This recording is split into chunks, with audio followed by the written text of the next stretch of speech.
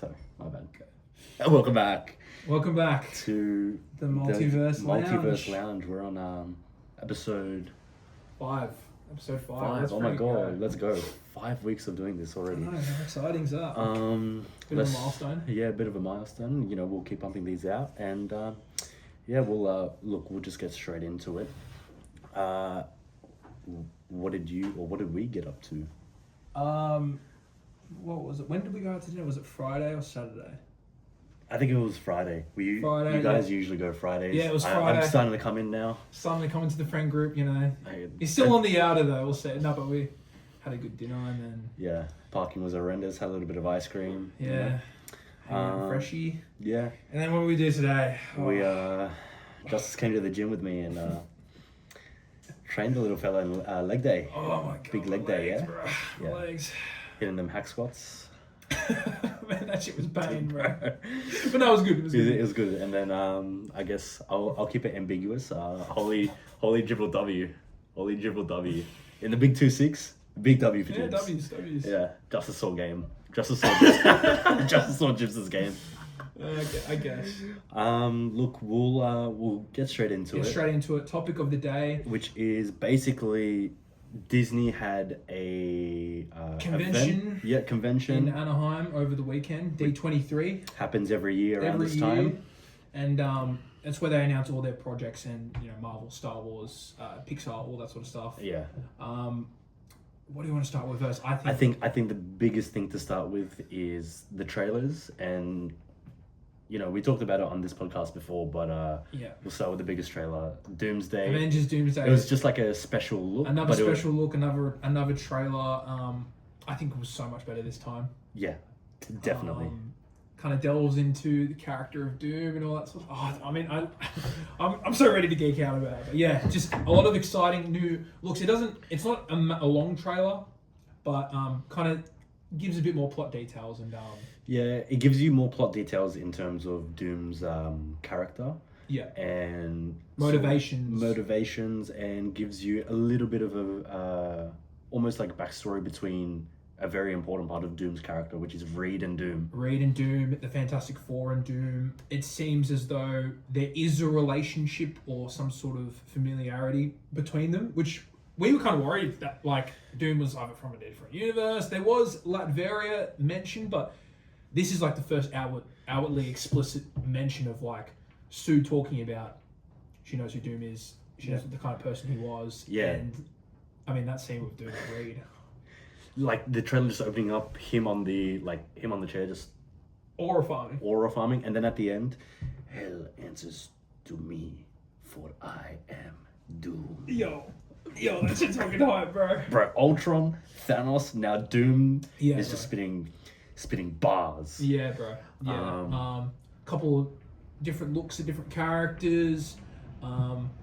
Get a nice little shot of Cyclops, which I'm excited to see. We get some shots of obviously Sue and Loki and all that sort of stuff. Stuff we've already seen previously, but I think the money shot was the end of the trailer. Yeah, you want to talk about that, Jibs? He's put his magic. He's fisted. Well, Thor comes down again, like we've seen in the last trailer. Thor comes down again. We've already seen that. And then Doom. And then he just goes. Huh? He just see you later, Stormbreaker. See you later. He doesn't fist the earth. Sorry, poor choices.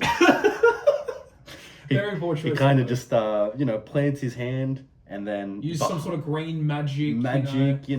And you see the Sentinels behind him. Sentinels just start rising. Rise up with the green eyes, showing that Doom's controlling it, and oh my god! And he just turns around and he just says, "I am Doom." Bro, I mean, if there was any, again, we were talking about it last time. We were talking about the Avengers Doomsday trailer. There's any qualms about Robert Downey Jr. is Doom? Yeah, no, we can throw it. Robert Downey Jr. That shit was so fucking nice. This just shows you how good of an actor he is, bro. I didn't even kind of click that it was Robert Downey Jr. You don't even when you look at Doom, you don't think that it's Robert Downey Jr. You don't think that his armor looks so cool. The use of magic, kind of like it's kind of like a deviation of Wanda's chaos magic type of aesthetic. Yeah. But I mean, man, just seeing Doom controlling Sentinels, which I mean that's just like That's the coolest shit ever, I think. Bro. Yeah, that's so like comic booky. And just like capturing kind of just how like, you know, threatening Doom is. You know, he just is just amazing. He's just, I don't even really have words to contextualize how amazing I think the trailer was and Doom in it. But yeah, what a start to the Marvel presentation of D23. Yeah, 100%. And I'm so excited for December, man. Yeah. It only just, it's rising. It's just getting better and better, dude. Absolutely. The other big thing that was announced, at least for you, for me, yes, was and for me as well. I've been tapped out of Star Wars for a while now, but it was the Ahsoka season 2 trailer. So this guy's geeking. This guy's fully geeking, dude. Yeah, so Star Wars is my favorite thing, and let's just say we've had a rough couple of years. A very, very rough couple of years. There's not even shit in the kettle, bro. Yeah, there's nothing in the kettle. There's nothing in the kettle. It's non-existent. Ahsoka, which I think it was released in 2023, season 1, kind of flew under the radar, especially I think. Yeah, I didn't know Ahsoka was like that. Yeah, but for me it was a massive shining light for Star Wars, like the saving grace, and haven't really heard much plot details, leaks, kind of information about season 2. Boom, D23, January 20th. Ahsoka season 2's fucking coming out. Let's fucking go, bro. My guy, Grand Admiral Thrawn.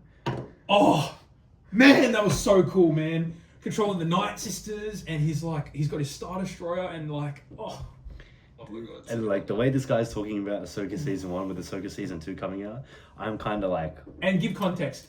Have you seen Ahsoka? No, I haven't. No. Like I tapped out of Star Wars after the Obi-Wan show. Yeah. After the Obi-Wan show, I was pretty much like, I just can't be bothered with Star Wars anymore. Yeah. Like, I still enjoyed it, but I was like, I just can't be bothered. Yeah. Like, nothing. No, I don't blame you. Yeah. I don't blame you. The only reason I'm like loyal to Star Wars is because it's my favorite franchise. It was the franchise I first got into. It's what got me into the comic, into the, you know, nerdy stuff. Well, it's what inspired me to get into Marvel and DC and all this. And despite how terrible I can see that, like, when they get it right, Star Wars just gets it right.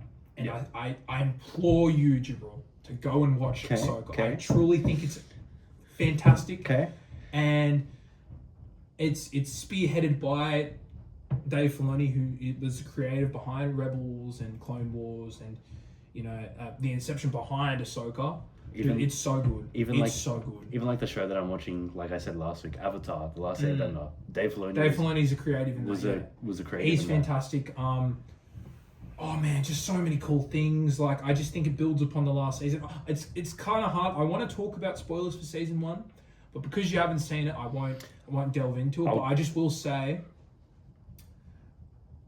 where season 1 kind of ended, I think the ending is, it kind of works for some people, doesn't work for some other people. It really worked for me, but I can see the issues. The trailer in this, it builds upon that season, and like any sort of criticisms you may have, I feel like this season's gonna, you know, help with those, any issues you had with season 1. I just think whatever flaws you had with season 1 Ahsoka, and wherever you think the story may be going, what I've seen from the trailer in season 2 is just like, oh man, we're going up another level with Ahsoka. Yeah, I mean, I think Ahsoka was one of my favorite characters in the Clone Wars TV show. So, like, I'm very excited to see her character and like what they do with it. Yeah. I haven't seen Rebels. All I've heard is Rebels is not as good as Clone Wars. It's not, no, but it's still good. I've seen how important Ahsoka is in Rebels. So, like, I'm still interested. And obviously when they brought back Clone Wars for season 7 and like the final season. Yeah. Battle of Mandalore.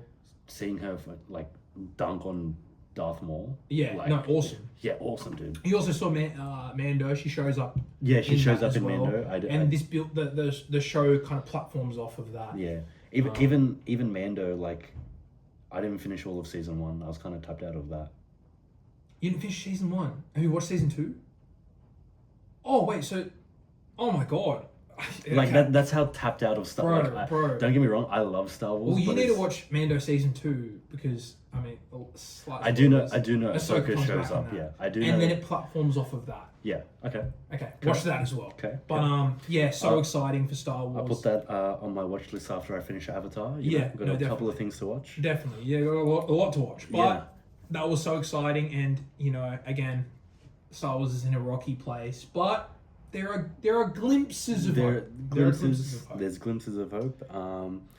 The next, I guess, trailer that was shown was Vision Quest. Yeah, Vision Quest. Look, I know we both kind of have. The trailer, it actually looks kind of good. No, it looks great. I agree, but we both have had kind of criticisms with Disney Plus, Marvel, Disney Plus, or Disney Plus in general. And I mean, what's the last Disney Plus show you've watched, Marvel wise? I think mine was Secret Invasion, but like again, I watched one episode, gone. No way. I think it was Daredevil Born Again. It was. Oh no, it was Born Again for me. It was Born Again. Oh, don't get me started on that show. We will get into season 1 at a later time. I've got this guy convinced to watch season 2 because but that's it. So but the last thing I did watch was season 2 of Born Again.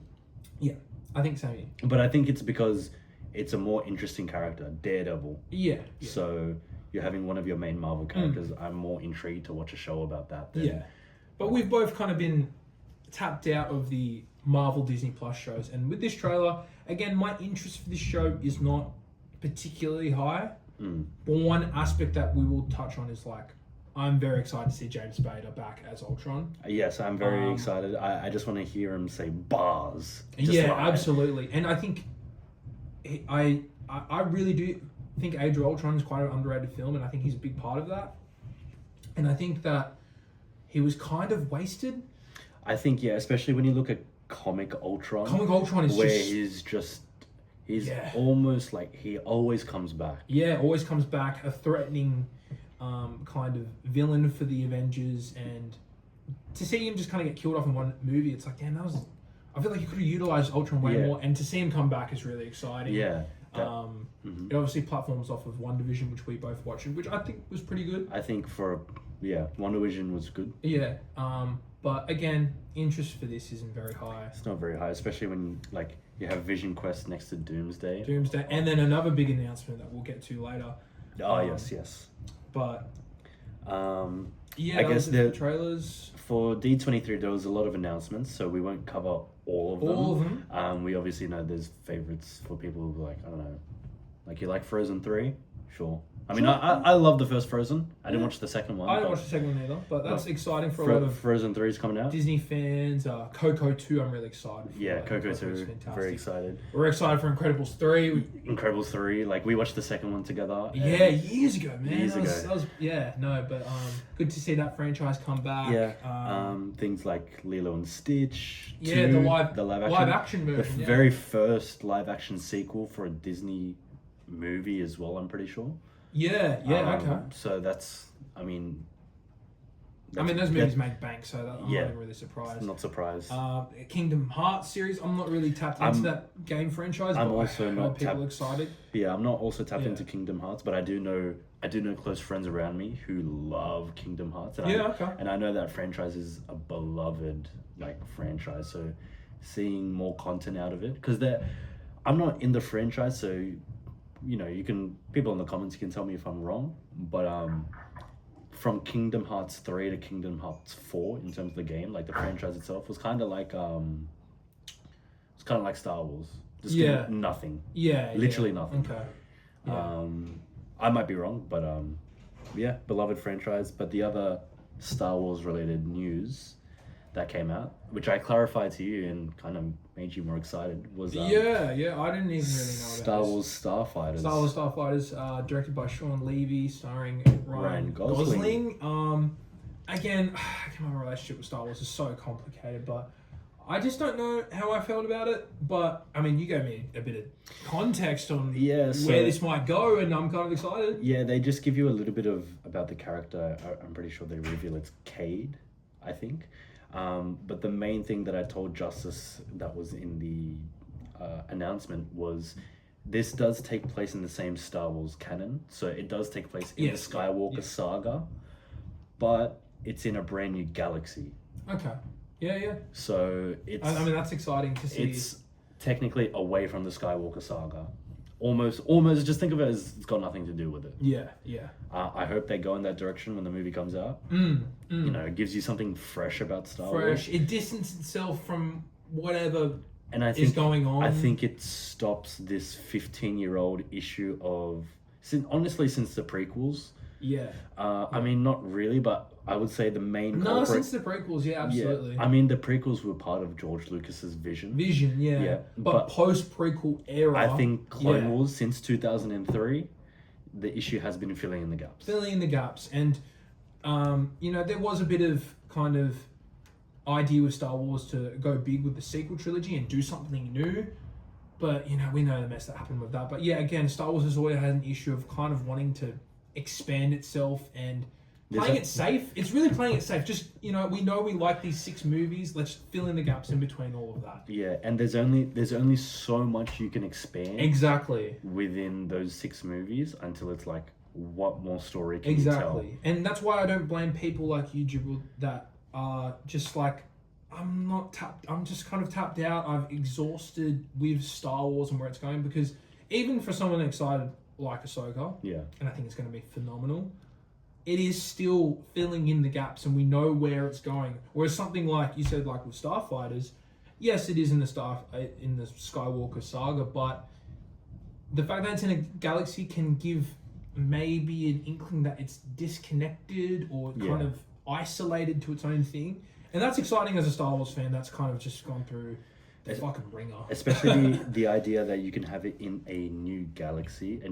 What you can do, yes, it might retread the same issue as in filling in the gaps, but you can do something like filling in the gaps. It's a story far, far away. It has nothing to do with any of the Jedis, the Siths, or whatever, but you can finally give some content. I know it's hated, but you can finally give some content in filling in the gaps between episodes 7, 8, and 9. Yeah, which they're doing with Ahsoka, but again, it's like, I'm just like that we're going in a direction that is still kind of familiar, but it's kind of isolated. So there's a lot of like storytelling, like potential there that could just kind of go in any direction. You know, I think when you fill in the gaps, you're in a box, like narratively speaking, where, you know, say you're doing a story about Luke Skywalker between 7 and 8, or episode 6 and 7.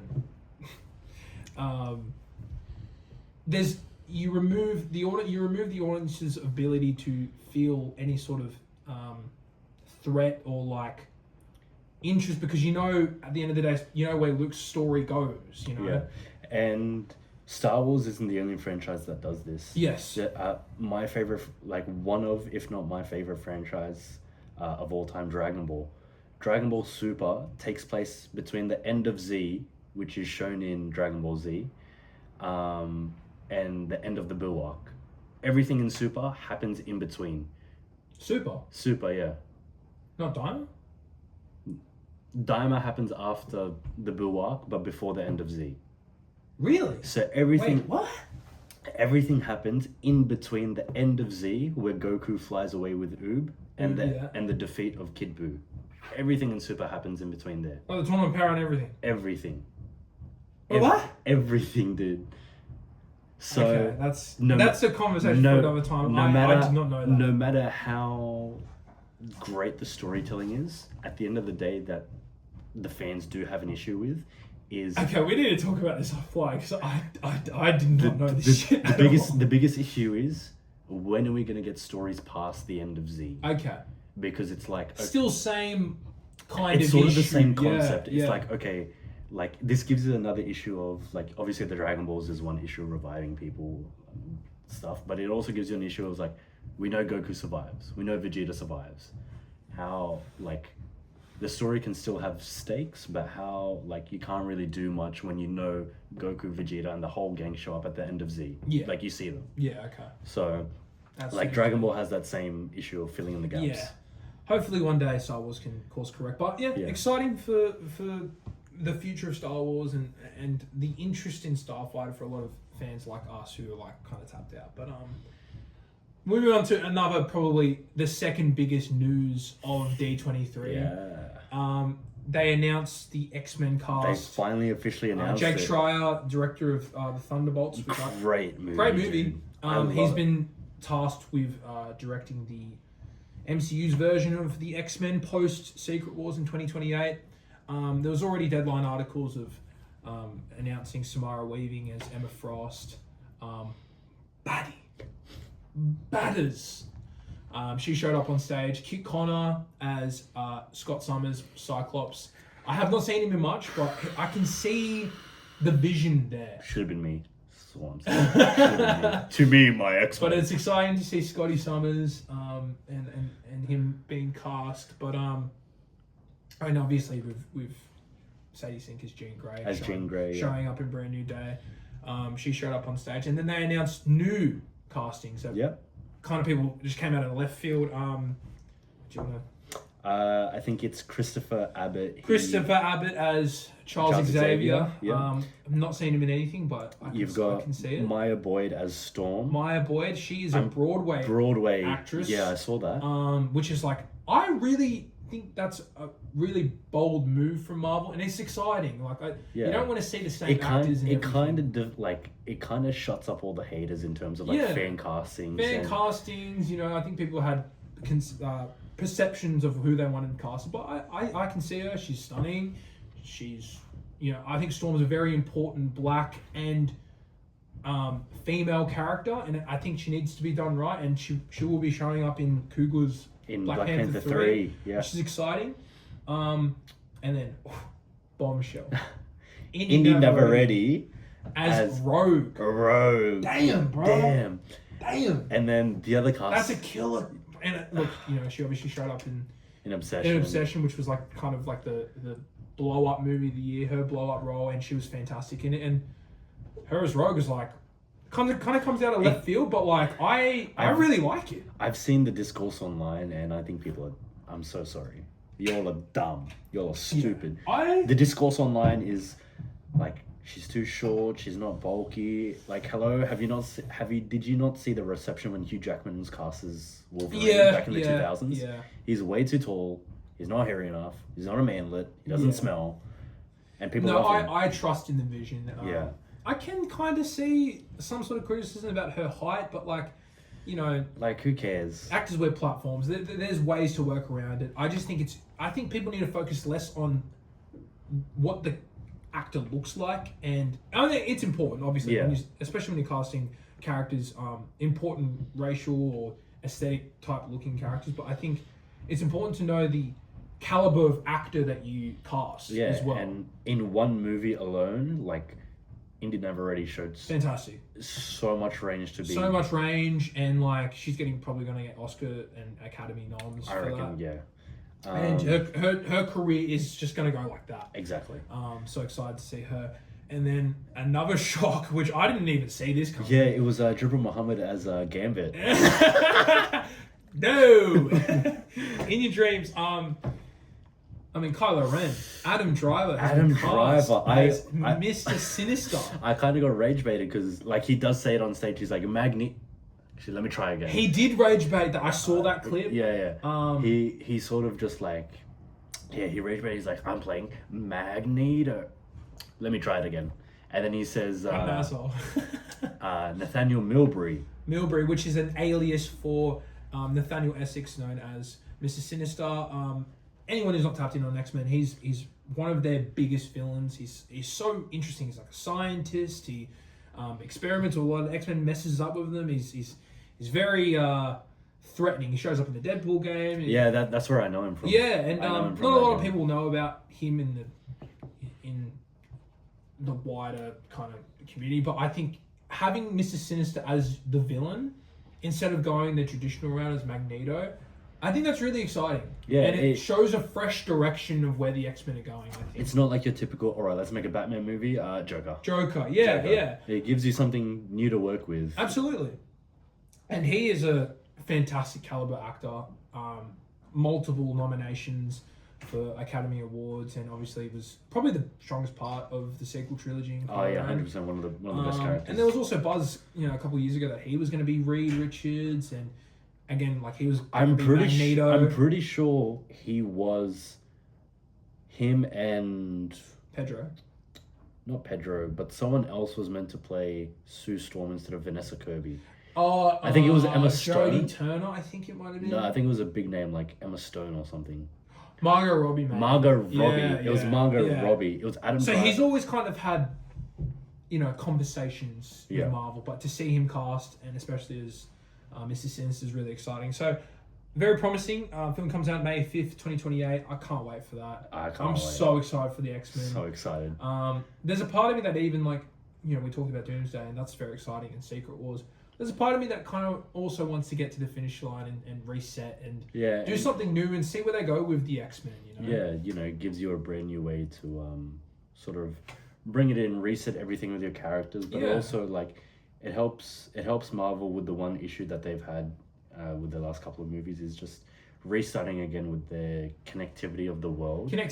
So if they're going to keep on making Disney Plus shows, but if they keep moving forward with it, they can make more shows that are more connected to the movies. Makes it more meaningful. So no, that was such a big announcement there, and so exciting. The other announcement for me personally is my favorite Disney princess. Is it actually your favorite? My favorite? It's one of my favorite movies. Live action Tangled. No hating.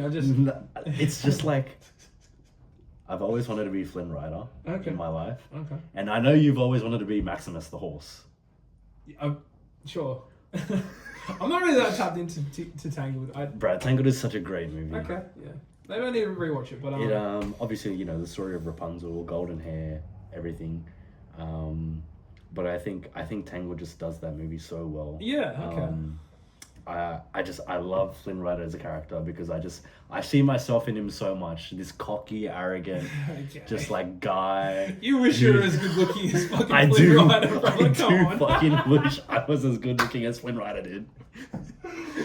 Okay, no, that's fair. That's fair. No, that's exciting. I think they showed us a sneak peek of the set and Milo Mannerheim as Flynn Rider and Tegan Croft as Rapunzel, and I can see it. I can see they look like the live action versions of the characters in those movies. Even though I'm not really tapped into it.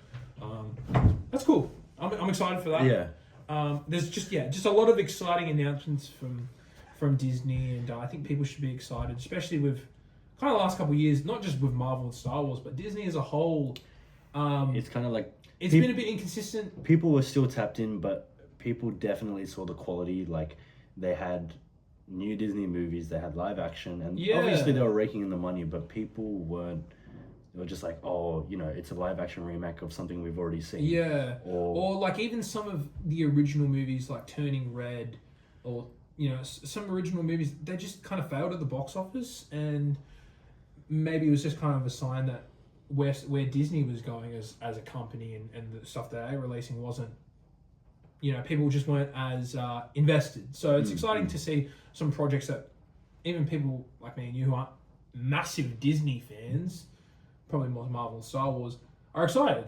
Exactly. And I can't wait for a lot of these movies, I think. The other announcement... It's not official. Yeah, to finish off our topic of the day. It was also not part of D23. Not part of D23, completely unrelated. There was I think it was announced at a different convention over the weekend or over the past couple of days. At a Sony convention. And then it got leaked. In 4K. In 4K. I'm pretty sure the employee was just like, fuck it, dude. Yeah, bro. Just fuck it. They leaked the Beyond the Spider-Verse trailer. The Spider-Verse trailer. Holy shit! Holy 10 out of 10, the greatest trilogy of all time. Yeah, bro. It's gonna be up there if they can execute on this last one. If they can execute just the story alone. 10 out of 10 trilogy. Nothing comes close. Nothing touches it. Yeah, just so many cool visuals of like that final movie, and whether it's interactions between Miles and the Prowler Miles, or just kind of looks at the spot, or looks at that opening scene where it's just like the POV of the Prowler. For the Prowler, yeah. Talking to Miles, and then it just cuts that scene off with Watch the hands, not the mouth, harkening back to that lesson in the first movie. You know when Miles ties up Peter B. Parker? Yes. Yeah. That's what he's referring to. That's such a cool That's what he's I didn't referring even know to. that. Yeah, that's mad. So he's like, watch the hands, not the mouth. And he does the same thing to himself. Yeah, that's cool. Yeah, because when he breaks out of he's tied to the boxing and then bag, it kind of shows you different montages. I will say there were some people complaining, oh my god, the visuals doesn't look like amazing. But you got to realize that this is still in production. I'm gonna talk to these LARPers right now. Yeah. You guys, you fucking motherfuckers. Yes, the visual. The visuals still look good. The visuals still look good, but one, it's leaked, so it's not actually official. Mm-hmm. Two, if you want to put your critical thinking brains on for a second, they released official images that are in this trailer that looked way better in the images than it does the trailer. Yeah. So if you put your fucking critical thinking heads on, they're editing it in post-production. The leaked trailer that was released is clearly old footage that was shown before. You fucking morons. Critical thinking's just gone out the window. I saw one Twitter post where it was kind of comparing, because obviously with this trailer it shows the last scene of across with the 2 miles variant, and it was showing the animation quality of that scene and then of this scene, because it's that scene expanded on, and they were like, oh my god, like it's like such a drop in quality, brother. The movie is not coming out till next year. They're still working on it, and with animated movies they work on it up until like 2 weeks before fucking release. Do you not understand it, bro? Like, oh my god, it's so fucking frustrating, man. I don't think people realize that they finished Spider-Man Brand New Day a week before it came out. A week before, yes. They finished it a week before it came out. Oh my god, they don't finish the movie and then release the trailers and like, oh yeah, it's finished. No, there's a thing called post-production. Post-production. Even if this was the trailer they've been working on, and it was like, all right, this is what we have up until now. Yeah. They have 1 year. I know.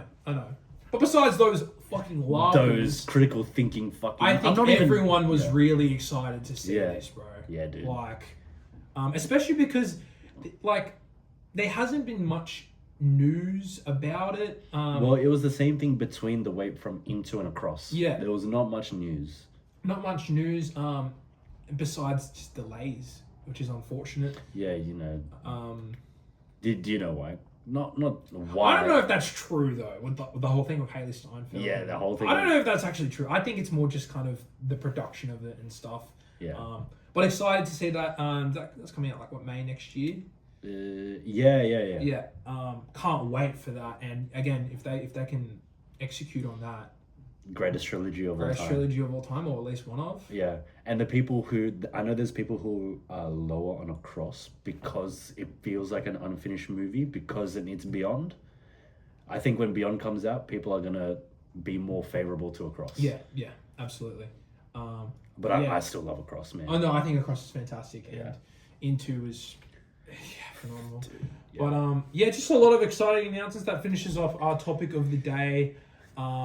And obviously, it's going to be a bit of a shorter episode because I think we kind of dragged on that last episode last week a bit. So we kind of lapped, but we'll move on to the NRL, our sports section. We'll have the first game of the round. First game of the round was the Roosters and Panthers Thursday night, 12-6. The Roosters 12-6. I don't think the scoreline does this justice because this was the game of the round. Yep. In terms of quality. I didn't watch Someone didn't watch the show. I had to go and support my friends playing netball, and I'm such a good friend. Holy W Jibs. Do your friends in netball score a double? Especially a try on the 76th minute to ice the game? I don't think they do. And Jibber Muhammad does that in his prime. The storyline of this game, and I'm rubbing salt in the wound again, DCE, masterclass, kicks the Roosters into the top of the ladder and possibly the minor premiership. And as a Manly fan, what do you think about that? Oh, fuck. But yeah, no.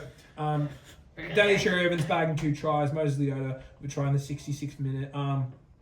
Just a back and forth game. And just a lot of great efforts. I think the Roosters defended 5 times on their line at one point. Just low scoring, kind of a traditional NRL game. Yeah. But so exciting. so many massive moments in the game. I think I caught, like, as soon as I got home from the netball game, I think I caught, like, the last 5 minutes. Because I hopped onto the PlayStation party and I was like, how's the game been? And then you and Connor were both like, game of the round. Game of the round. Game of the round, already. dude. Rounds just started. Again, fantastic performance by DCE. He iced this game, was running the ball a lot. Sam Walker had a great performance. Cleary was also fantastic as well. But I just think the Roosters, with this performance, man, I think they're the team to beat. I truly think, I mean, when's the last time someone's, stopped the Panthers to one, or led the Panthers to one score in a game, one try? That is true. I can't remember. That's true. Probably about a year or two or more. And I think, I just think the Roosters are the team to beat, unfortunately. I hate to say this as a South fan, because I fucking hate the Roosters. But I'm terrified of this team. I think they've got what it has to win. They've got talent across the board. Mm-hmm. They've got a lot of players that have made jumps in development. Siwa Wong, Robert Toyer, obviously. Even people like Cody Ramsey. Cody Ramsey, who's filling in for Teddy, is just like, they haven't really dropped at all in terms of quality. Obviously, it's not Teddy, and even players like Fiketti. Yeah. Coming into the side on the edge and just, bro, this kid's gone, man. Like they're just like soaring at the moment, man. I don't want another Roosters dynasty, man. Well, let's hope not. But yeah, man, like Roosters with a fantastic performance, and Penrith, unfortunate, but they're starting to get injury depleted. Like they have no injuries. I think Edwards came back in this game, but from what I saw on the highlights, at least, he wasn't as devastating as he normally is. Yeah. Cleary's trying his best, but still wasn't enough. Yeah. Look, I will say, and I'm not trying to criticize Ivan Cleary, but I'm not too sure about the whole Jack Cogger situation. Obviously, a couple of weeks ago, Blaise Talangi got dropped for Jack Cogger. Jack Cogger didn't have a great game in this. He missed 8 tackles, which on the edge is very, very costly. And I think it was in the 60th or something minute, he brought Talangi on to just probably inject a bit of energy. But I also kind of read it as like maybe he doubts the combination between Cogger and Cleary. Maybe he doesn't know if that's going to work, especially going into finals. Maybe, but Cogger's been there, done that before. He's won a premiership, and he's been in that squad. So at the very least, Cogger will bring experience. Yeah, he will bring experience. But like, I'm gonna be honest, it was a very, very poor game by him. And just Penrith just kind of looked like they fought a good fight, and there were chances where they could have, taken the lead or scored. But I think it's just Roosters masterclass, man. They're the team to beat. Dude. But next game we've got Souths Bulldogs. Next game, woo! The nail in the coffin for these Sea Eagles. The Dolphins defeat the Sea Eagles 22-0. Dolphins pushing into the top 4 because of the drop in quality from the Sharks. But the real storyline is I think it's a GG for the Manly Sea Eagles. I said this last week, didn't I? You did say this last week. I said they're not making finals. They're not making finals. No. They still theoretically could. No. Right? Sure. Theoretically, yes, they can, but they're not going to. But they're not going to.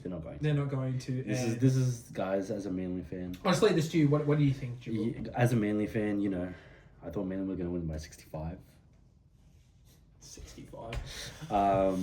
There's content creators out there who support Manly. I think there's one chick who's really here on the beaches. Her name's Ella something. Okay. I don't know how to say her name, but you're a G. This game was the epitome of what Manly's been like for the past 6 weeks, and don't laugh. This game was really flat from them, from both teams. I know the Dolphins won by 22-0, but it's I don't know, this match almost meant nothing. And when I think it meant a lot for both teams. It meant a lot, yes.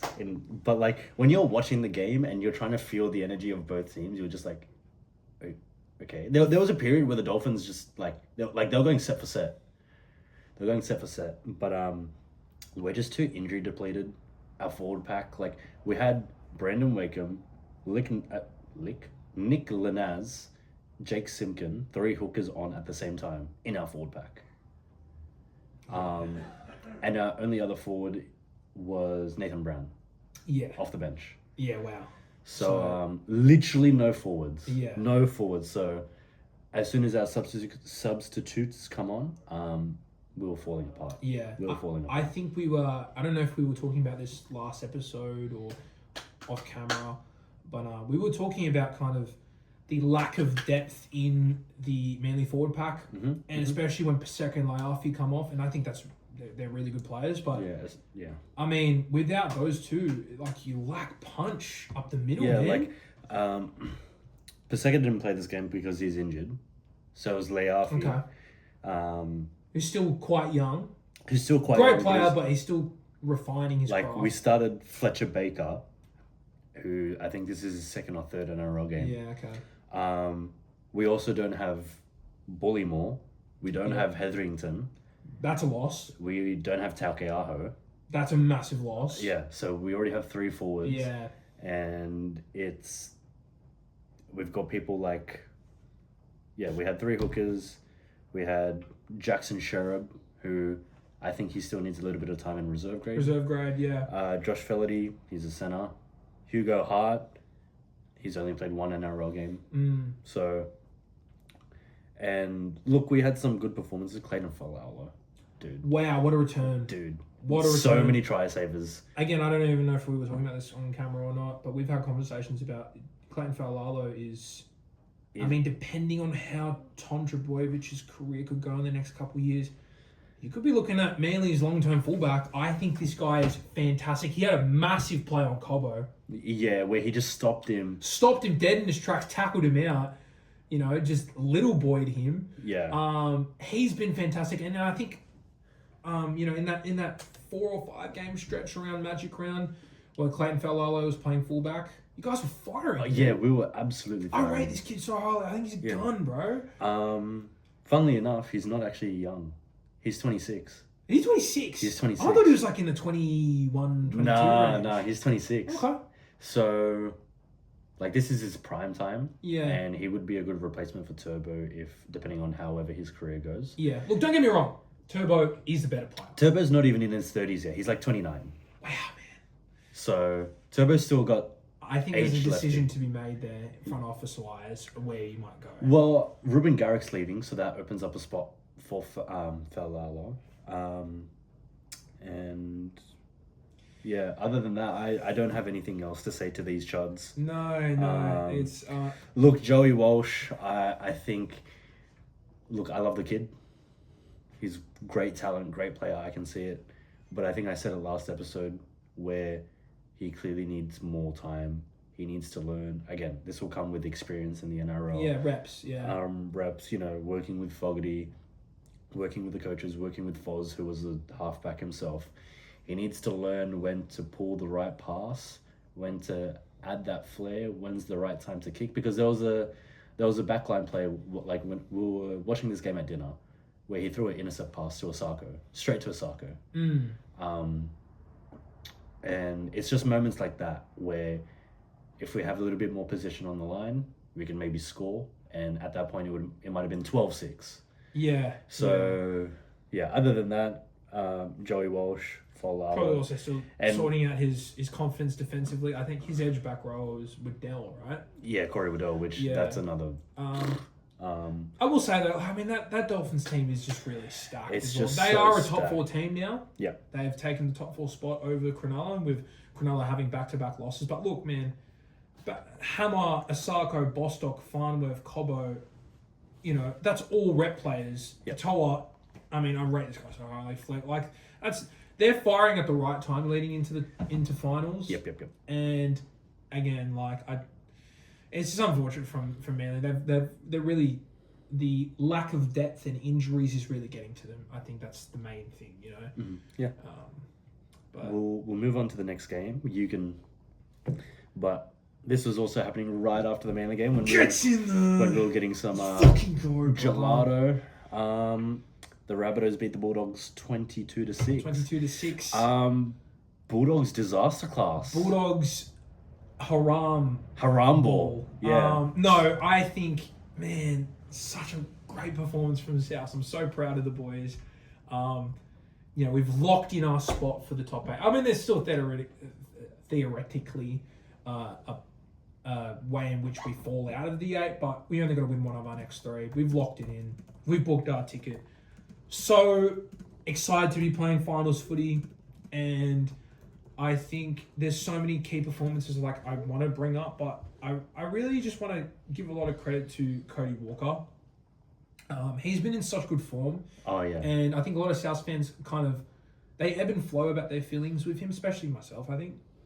Yeah. But he has been the leader of this side and has really spearheaded the attack.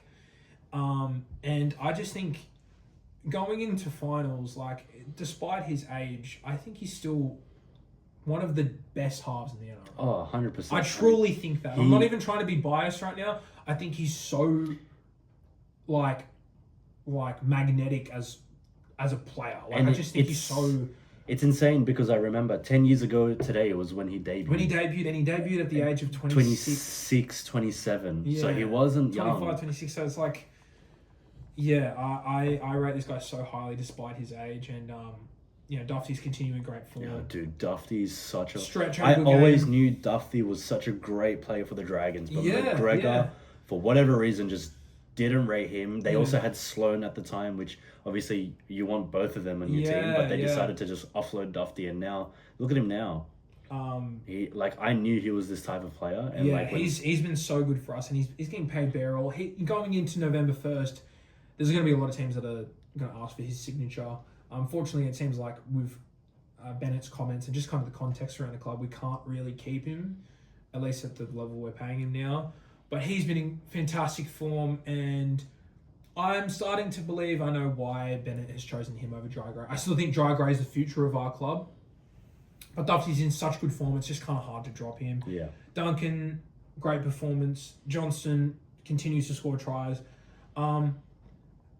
Last player I'll touch on, I think everyone was fantastic. Murray, obviously, but David Fafita. Oh, dude, that guy. David Fafita has been a player that everyone has seen the potential of David Fafita. The Brisbane Broncos version of David Fafita. He came in as an 18-year-old at the Broncos, highly touted, and tore the NRL to shreds as a teenager. In a team that had Payne Haas.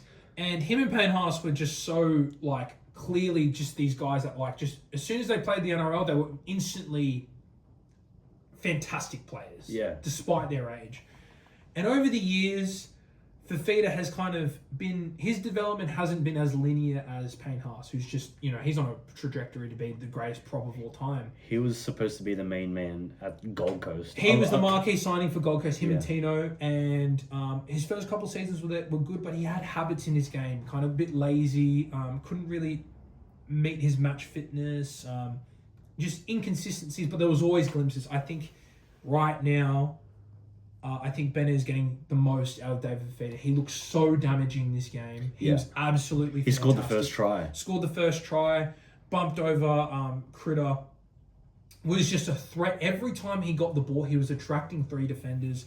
And I think he's just in such great form. I think he's so motivated. He looks fit. He looks just damaging. That's all I can say. He's just a damaging player. And that's the player that everyone remembers him to be. Everyone remembers him to be. And, if he can keep this up for the next 12 months, I think we can see him back in the Queensland side. But, man, so proud of the boys. And what a win to book our ticket for the finals. Let's fucking go. We'll move on to the next game from South Sydney Rabbitohs.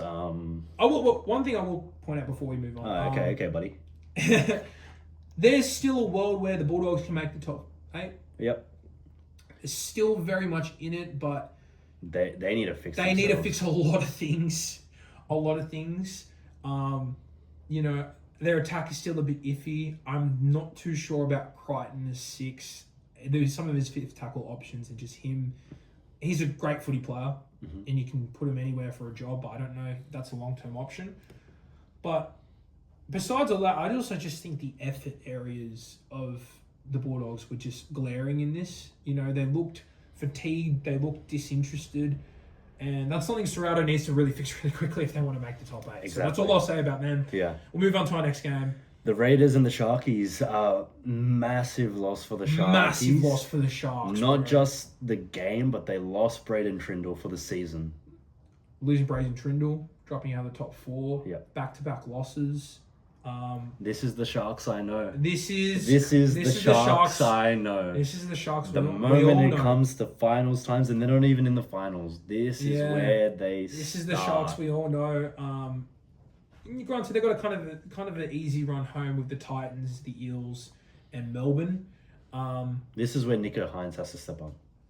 So they're still definitely they're in the top 8. Yeah, and they still could kind of claw back that top 4 spot. I don't think so. But man, we were talking about this a couple of episodes, maybe our first episode where we talked about the Sharks. I don't know if they had that massive win. It was the 66-0 one, or they had a big win. I think it might have been against Manly. Might have been that. Yeah. And we were talking about, man, this is a great victory for them, but we don't know. We won't know until we get to the back end of the season, the finals. This was the glaring issue that the Sharks have gone through for consecutive years now, that they, in tight games against competitive teams like the Raiders, who I know they're not a top 8 side, but they've got talent, they just kind of collapse. And this happened this game. There were some terrible calls still. The Mulatalo and no try. Yeah, it did. I mean, the ball's on the line, brother. Come on. Oh, yeah, where they said he would grounded a try. Yeah, he didn't ground it, but he did. You could just kind of notice it. But the fact that they're struggling to beat the Raiders and they're a top 4 side, this is kind of what I'm going to bring up later with the Cowboys.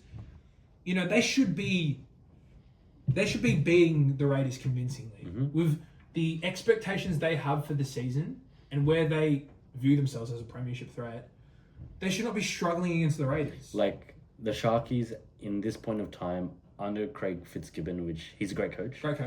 But they turn them around. They should be like a Penrith. They should be like a Roosters. They should be that caliber of team. Yeah, exactly. And they're not. I would dare say they're 2 levels underneath that. Yeah, absolutely. And that again, there's glimpses of that side in there where they can really, show that they're convincingly a top 4 side. But again, I just don't understand how they struggled against the Raiders. No disrespect to the Raiders, because they're a good side. If they didn't lose against the Knights, I'm pretty sure they'd be in the top 8. Yeah. No, the Raiders are a great side. They've kind of had an up and down year, and they're unfortunate to not be in the top 8. But again, like we said, the expectation of this side is not to be maybe scrapping a win against the Raiders. It's to be winning and winning convincingly. I did think, I thought Mulatalo and some of their outside backs had better games than they did against the Dragons the week before. But they every time they got up by a try or something, they let the Raiders back in the game, whether it was a penalty or kind of giving up a lot of post-contact meters or yardage. And granted, that's against the Raiders. When they go into the finals and they're versing a team like the Knights, who can score from anywhere in the park, I just think that's I think it's just really dangerous spot to be in, man. Yeah. For them. But yeah, credit to the Raiders. They've got so much young talent and they're such an exciting team, and it's unfortunate again they're not in the top 8. But that's a big loss for them. We'll move to the next game, which is the game that you touched upon. Parramatta and the Cowboys. Cowboys, this might be even worse than. It was a great game, but it was just 2 shitters going at each other. From the first carry, Brian Kelly going almost the full length of the field. That just shows you how Cowboys are a top 8 team, but they're so bad defensively. Defensively, they're just so bad, and that's been there the whole season. Yeah, since Peyton's. Since Peyton they were. I think the first couple of games they were calling Peyton to be sacked. Yeah. This year, and then he went on a running stretch. I think they got up to 5th or 4th. I think it was about maybe 6 games in a row that they won, and then they re-signed him. Really? They re-signed Peyton. Yeah. So, I mean, look, they can still suck him, to be fair. They could, but yeah, it's just Cowboys should not be losing that. They game. should not be losing this, and this could have nearly pretty much locked the top 8 spot with this win. And it's look like no offense to the Parramatta Eels, but they're not contending for the top 8 or a title. You know, Cowboys just should be winning this. But I got to give credit to Parramatta. I feel so sorry for them. They're the most injury depleted team in the NRL. They fought for this game. They really did. And they have shown glimpses where they fought over the previous couple of weeks. They had like a very close game against Penrith a couple of weeks ago. They've always just shown a lot of fight for a team that is like, you know, there's a lot of players that are playing out of position or don't have a lot of NRL experience. So Apple Twiddle, this is like his second NRL game. He had a great game. And they just were always in the fight. You know, whenever Cowboys scored, 2-3 minutes later, Parramatta would score. Yeah. And I think you were talking about this off camera. Sam Riney had a great game. He had a great game, dude. He's been such good form. Volkman again. Yeah. So good. Moses, kind of the veteran player in that locker room. But I think their best player was Talon De Silva, yeah. He had a Talon great De game. Silva, man, like there was promise, especially at the Tigers. He's highly touted junior there. And that he had a bit of a falling out and he left that club. And you know, over the last 12 months, there's been some friction between him and Mitchell Moses in that combination. I think he's locked down that 9 spot, but also you can see so much talent there. He's such a damaging, like, kind of speedy ball runner. He's just very energetic. And I also think just he's got a lot of quality out of dummy half. His delivery's really good. He's good defensively. And yeah, he was shining in this game. Yeah. And he has been in really good form, just in general. Yeah. Look, Cowboys, should definitely be winning that as a top 8 team. Parramatta played well. And it's just concerning for the Cowboys moving forward. Very concerning. We'll move to the next game. I watched this game, the Warriors versus the Broncos. This is pure domination. There's nothing else I can say for the Broncos. Like, I watched that game. There was no... Like, Reece Walsh got injured, but it doesn't matter. They're not in finals. No good player had, except for Payne Haas, who's always trying, is the best prop in the game. Yeah. The Broncos didn't really have a great player. No. Ezra Mam had a shitter, dude. Yeah. He had such a bad game. I just think also the Broncos were just very unmotivated in that game. And the Harris DeVita try was glaring when no one's pushing up the middle. He just able to step back inside. And on the flip side, the Warriors, they did everything perfectly. They just grinded through their sets. They weren't trying to score every set. They just kept piling on the pressure, even when it was 0-0. Yeah. And then eventually they cracked. Yeah. And then, dude, the Warriors are just...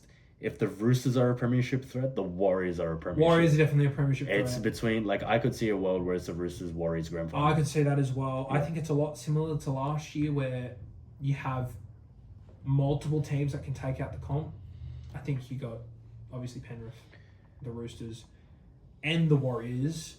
And convincing win by them. They absolutely dominated all game up in Suncorp. And you wouldn't even think it would be a home game by the Broncos the way...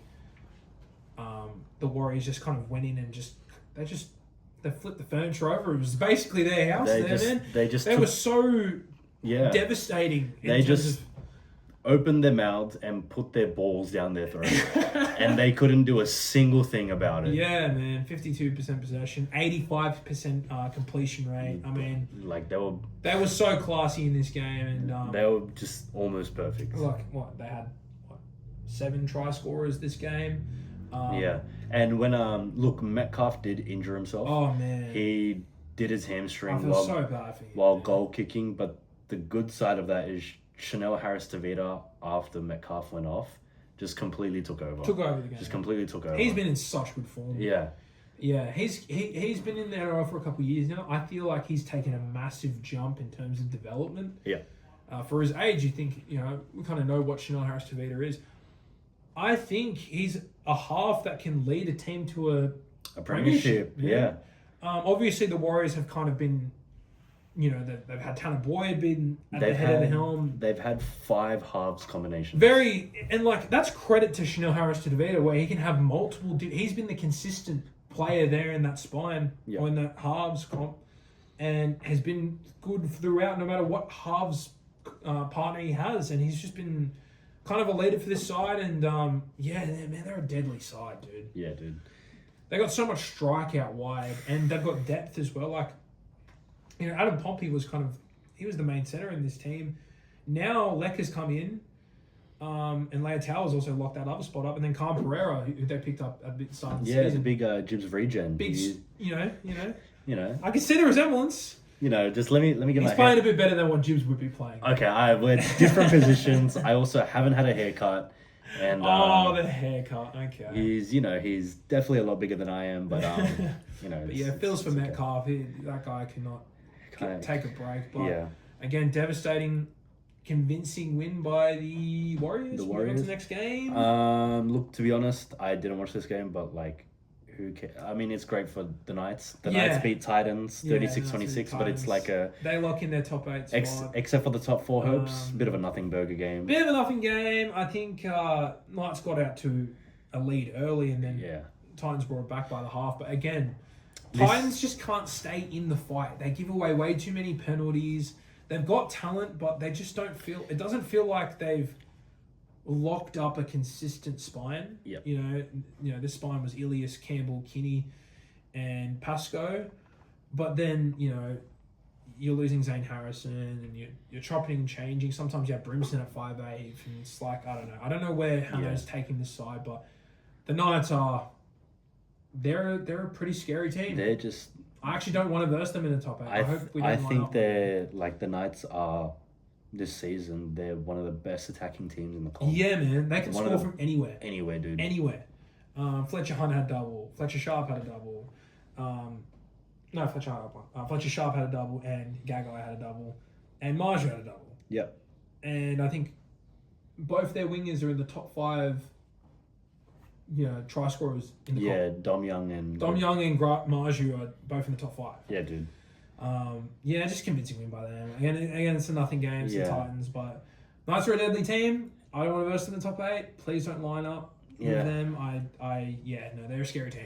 And then the final game of the round, the Saints, mate. The Saints. The Saints beat. Saints come marching and they get a back-to-back win for the first time this season. They beat the shittest team in the comp. Yeah. They beat the shittest team in the comp. The West Tigers. Yikes. Yeah, man, they have fallen off a cliff. Yeah, dude. I will say, I think this was Junior Tupou's first game in the NRL game in a while. He was really good. Mm-hmm. I think Adam Dewey was good in stretches, but this team is just... I think the problem is I don't really rate their forward pack that highly. Besides Terrell May, there isn't much go forward. Coruscant's good, but again, it's just I also will say just the Dragons forward pack was just really dominating. Yeah. Lockor, Pasifiki Tonga, Gunn had a great game. Hamish Stewart continuing. I mean, this guy might be the form forward in the comp. Yeah, the way he's playing. Danny Young came out a couple of weeks ago or a week ago saying he might be in the Kangaroo side. I actually don't even doubt it. Yeah, he's that good. Ryan Couchman, ridiculous. Toby Couchman comes back this week off the bench. Fantastic. Dragons are... They're building, dude. They're building. Obviously, they're not going to make finals or whatever. But to end the season off and go into next season, especially with all the players that they're adding, the Dragons will be kind of scary next season. I'm going to be honest. Yeah, dude. They'll be kind of scary next season. Atkinson at fullback as well. He moved to fullback when Fiangai I think Fiangai wasn't playing fullback. It was Atkinson. I know it says Atkinson on the wing. What happened to Gutho? He was injured. Oh no, he was never starting this game. Okay. But yeah, Atkinson. I didn't know he had fullback ability. He was really good, and he's a half. King Tongi had a great game. Yeah, just great game by the Dragons. They were so much better than the shitty ass Tigers. Yeah, I've got nothing with the Tigers. Shit guys. Terrible. We'll give our predictions for round 25, and then we'll end it off. First game coming up is the Storm and Panthers. No, bro, Panthers. Come on, don't. No, you don't. I have a sneaky feeling the Storm might make a little bit of an upset. Okay, sure. Okay. We'll be back here in a week with another Jibs W. Raiders. Broncos are just in the shitter right now. Yeah. Dolphins, Eels. I think Dolphins. Yeah. Knights, Manly. Obviously, Manly. Knights for sure. Oh, Manly. They're beating the fucking brakes off you guys. Holy shit. Yeah, I fear this might be like a 60-0 game, dude. Yeah. Oh. Rabbitohs, Warriors. Look, I just think the Warriors are too. I think the Warriors are too good. I will always back my boys and always think that we can win, but I just don't know the way the Warriors are playing. But then again, Metcalf is out. Boyd is out. Yep. Tamari Martin probably comes in. No, he's also out. He's also out. He's still out. All their main halves are still out. So it would probably be what's his name? I actually don't know. I don't. No, he was in reserve grade. Tua Picky is back though. Tua Picky. You know what they could do? They could shift. Who's their fullback now? Chance. Could shift Chance into 5'8". That's what they did in the game. Okay. Oh, sorry. They put Chance at fullback and they put Tua Picky at half. Look, do I think we're better than the Warriors? Probably not. But there's a possibility. You have a chance. There's a chance because of the change up in the spine. But, next game, Dragons, Bulldogs. I'm gonna back the Saints. I'm backing the Saints. Is it too crazy that I might back the Saints? Dude. I'm gonna be honest. The Saints are in good form. They're Bulldogs are kind of going downhill. Yep. Titans, Sharks. I think the Sharks. I think the Sharks. Yeah, I think Titans are just again losing Trindle. That could give an opening for the Titans to beat them. But holy 800-0 next. Yeah, Roosters. Holy Roosters biggest, beating the brakes off. Like if the West Tigers win this game, like on live camera, whatever top comment it is, I'll fucking do it. Yeah, I'll do it. That's dead set. I'll do it. Bro, if the Tigers beat the Roosters. This is the best. I think the best team in the NRL versus the worst team. Yeah, we're gonna see the biggest. We're gonna see Haram Ball versus fucking the Roosters. And ends off our tips. Also next week, just to end off our episode, the EPL comes back. And we're massive EPL fans. We're transitioning into maybe talking about that when the NRL. We'll be talking about that when the NRL finishes. I'm a Chelsea fan. Come on, you Blues! And I'm a Man United fan. Glory, glory, Man United. Oh, you know. Yikes. We've got that starting over the weekend. You guys got Hull City. I reckon on Saturday, right? Saturday morning. Yeah. Yeah, I reckon we're winning 2-0. 2-0 win. I think you guys probably win that. Yeah, we should win that. We should. Theoretically, we should. You've got Newcastle in Liverpool, which is a massive game on Monday. I think there's a possibility where Newcastle gets smashed this game. Because they've just lost so many players. Tonali, obviously Isaac previous season. Pulled out to go to Liverpool. Yeah. They lost, I don't know if you saw this, Bruno Guimaraes. Yeah. He went to Arsenal. They had Anderson as well, didn't they? Like a couple of years ago? I think they did, yeah. Yeah, I think also just... They lost Anthony Gordon to Barcelona. Anthony Gordon, that's right. That was the other one I was thinking of. Anthony Gordon, who had a fantastic World Cup campaign. They lose him. And I just think Liverpool, new manager, I think they still got a lot of quality. They lose Salah, yes, but I think... And also just think the way... what's his name? German fella. I signed him from Leverkusen. Wirtz. The way Wirtz ended the season. Oh yeah, Florian Wirtz. Yeah. There was a lot of criticism about him because he came in with a massive transfer fee, highly touted young German player, killed it in the Bundesliga. Came to the Premier League, was like, I don't know. The back end of it, he started strong. He started playing really well. So I think he's going to take a massive jump this year. I think Liverpool will bounce back. And then you got the glorious Chelsea playing our rivals. Local rivals, Fulham. We're going to fucking beat the brakes off them. Holy 3-0. Holy laugh. Holy 3-0. Holy L Justice. Yeah, no, we're going to fucking what the hell, dude? Bro. Hell yeah. You suck. Yeah. Okay. Well, that ends off our episode and of the Multiverse Lounge. Next week we will be talking about the new Lantern show. We'll talk about the new Lantern show. Episode 1 just came out today for us. So we might do a mix of talking about episode 1 and 2. 1 and 2, and just the overall thoughts on the show. Overall thoughts on the show, and then anything that might have anything else that comes out in the week, and then we'll just thank you so much for watching. Thank you so much. Holy no. Bit of a shorter episode. We dragged the last one out. Yeah. We'll try and sequence it a little bit better from now. So thank you so much for watching. Thanks so much, and signing out with a huge Jibble W again. Hell no. Fuck yeah, dude. Jibble L. Yeah. Justice W.